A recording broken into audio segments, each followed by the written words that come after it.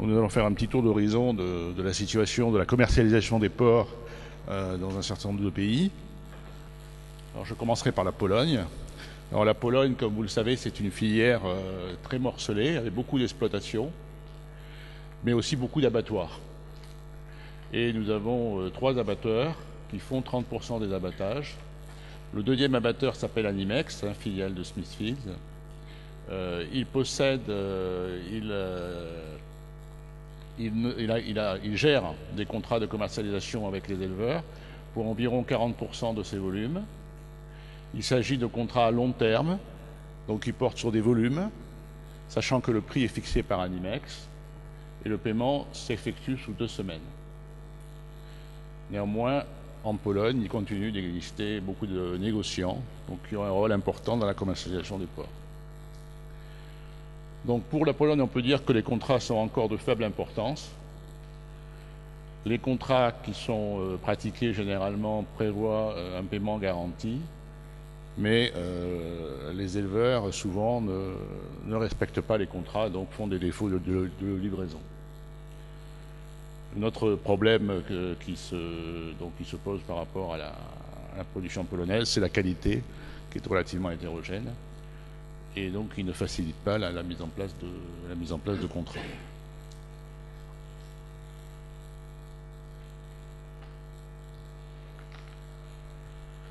En Italie, alors en Italie, près de 90% des porcs sont commercialisés par les contrats.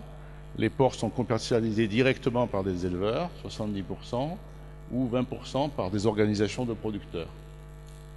Généralement, les contrats prévoient des engagements de volume et ils sont basés sur un prix donc, qui est déterminé par une commission de producteurs-abatteurs, le prix CUN,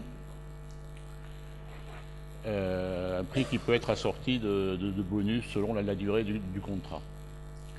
Également est pris en compte dans les contrats en Italie, donc le coût de production peut être pris en compte le coût de production ou des surcoûts spécifiques comme le porc sans OGM, puisque c'est une préoccupation qui est assez courante de l'autre côté des Alpes. En ce qui concerne les perspectives, c'est d'améliorer donc la référence négociée entre les producteurs et les abatteurs. Actuellement, les contrats, en fait, et de standardiser, parce qu'actuellement, les contrats qui sont donc passés entre les éleveurs et les organisations ou les éleveurs et les abatteurs sont des contrats individuels, donc avec des clauses spécifiques. Et on discute donc en Italie de la mise en place d'un contrat standardisé. C'est en débat.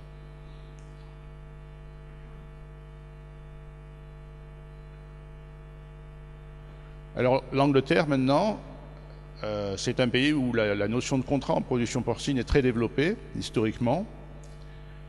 Mais c'est un pays où donc on a une gestion individuelle de la commercialisation des porcs. C'est-à-dire qu'il n'y a pas en fait en Grande-Bretagne de groupement de producteurs. Donc c'est des liens entre les éleveurs et les outils d'abattage, voire les entreprises de distribution, on le verra. Mais néanmoins, dans un pays très, très individualiste, qu'est l'Angleterre, on note quand même une prédominance des contrats, de la contractualisation entre les acteurs, qui représenterait 80% des volumes. Ce sont des contrats donc, sur de la durée, engagement sur de la durée, 2 à 5 ans, avec un préavis de rupture de 3 à 6 mois. Bon, les conditions sont variables, livraison hebdomadaire, mensuelle, voilà. Il existe une grande variété de prix de référence, on va y revenir. Et lorsqu'il y a des bonus et des volumes constants, les abatteurs apportent un bonus. Alors il existe 3 types de contrats. Des contrats basés sur le DAPP, qui est un prix moyen officiel de référence, donc qui est établi à partir des cotations, des prix payés par un échantillon d'abattoirs au niveau national. Certains contrats prévoient la combinaison d'une estimation du coût de production, la prise en compte du coût de production et de cette cotation, le DAPP.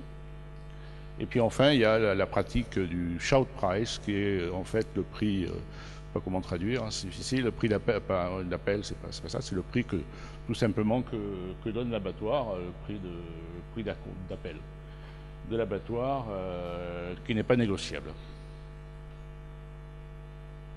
Donc il s'impose aux éleveurs.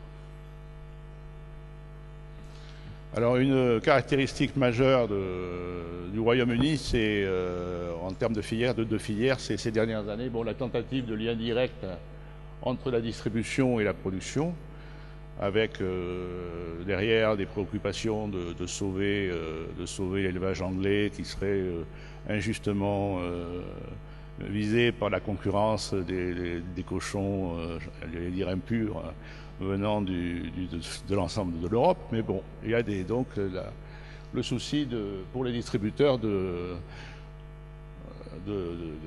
tracer, de disposer d'une offre locale. Voilà. Alors, bon, ça s'est traduit par la mise en place de contrats en 2012 par Tesco, qui est un des grands de la distribution. Bon, ça pose évidemment ce genre de filière entre producteurs, éleveurs et abatteurs, des difficultés de mise en œuvre, enfin plutôt distributeurs, des difficultés de mise en œuvre, dans la mesure où il y a évidemment un tiers qui doit s'imposer, qui doit s'incorporer là-dedans, c'est l'abatteur, voilà, l'abatteur transformateur. Donc c'est pas forcément facile à mettre en œuvre au niveau pratique. Et donc cet essai n'est pas encore concluant, mais est en cours de renégociation. Alors au Royaume-Uni, les éleveurs essaient de remettre en compte le shout price qui est jugé trop apporté, qui est jugé c'est le prix déclaré, annoncé par les abattoirs, qui est jugé un peu comme un diktat et qui n'est pas trop opaque, et de mettre en place un prix qui soit lié pour partie au coût de production et aux spécificités britanniques, évidemment. En résumé, donc, il existe au Royaume-Uni une grande diversité de contrats.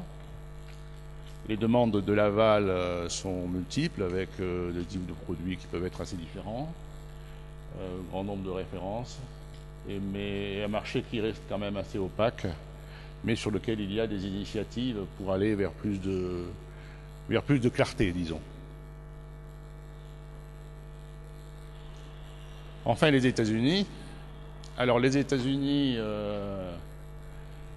on peut dire que c'est le pays du contrat. En matière agricole, 40% de l'ensemble des productions agricoles américaines sont sous contrat, et surtout, aussi bien en porc qu'en aviculture, bien sûr, mais en porc également, dominent ce qu'on appelle les contrats de production, c'est-à-dire en fait les contrats d'intégration. Voilà, c'est le phénomène de l'intégration, avec 70% des porcs sous contrat de production.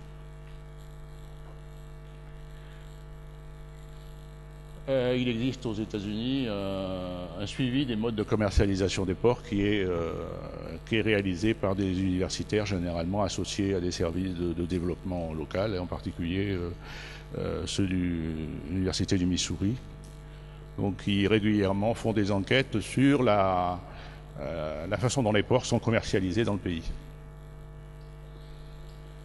Alors il y a trois grands modes de commercialisation. L'intégration verticale, c'est-à-dire que les porcs sont complètement... les porcs ne sont pas commercialisés, on pourrait dire, puisque c'est l'abattoir détient les porcs. Donc là, c'est l'intégration verticale pure. Donc là, c'est 30% des porcs. Les contrats en spot de gré à gré, donc sans contrat particulier, la vente comme ça, ne représente plus que 3 à 4%. Vous le voyez d'ailleurs ici sur ce graphique, pourcentage d'animaux vendus sur le marché spot. Donc ça a énormément décru au cours des 30 dernières années, pour ne représenter plus grand-chose. Le marché spot, d'ailleurs, ça pose le problème de la représentativité des prix qui sont enregistrés dans le cadre des systèmes de suivi des prix en abattoir, des prix spot. Donc ça, c'est les éleveurs qui vendent en stock, donc sont d'une certaine manière fragilisés par la faible importance de ce mode de commercialisation. Et puis le contrat qui est très développé avec 61% des ports. On va revenir sur on va voir sur cette modalité, quelles en sont les modalités. Alors, il existe 3 principaux types de contrats. Il faut savoir qu'aux États-Unis, compte tenu des lois de la concurrence, donc il y a eu des règlements qui ont au cours des dernières années, qui ont imposé, entre autres aux abattoirs, de déposer dans un organisme public qui s'appelle le GIPSA, de déposer les clauses des contrats négociés avec leurs éleveurs. Donc il y a disons qu'il y a une référence publique là-dessus. Néanmoins, bon, les contrats, comment ça fonctionne, comment sont élaborés les prix. Alors il y a évidemment les engagements sur la quantité, mais il y a aussi donc les engagements sur le prix peuvent être sur la base d'une formule de ce qu'on appelle le marché du porc. Donc on a un contrat, là c'est un contrat à livraison différée, donc qui est négocié entre éleveurs et abatteurs, basé sur le marché à terme de Chicago. Donc là ce sont les acheteurs qui gèrent leur couverture sur le marché à terme de Chicago et qui donc répercutent dans le contrat cette couverture. Bon, on constate que c'est plutôt réservé aux grosses entreprises et aux grosses exploitations.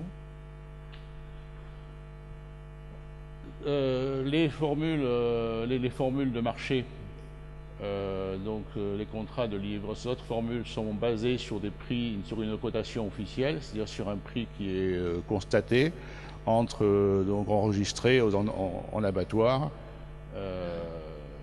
mais ça représente 7%.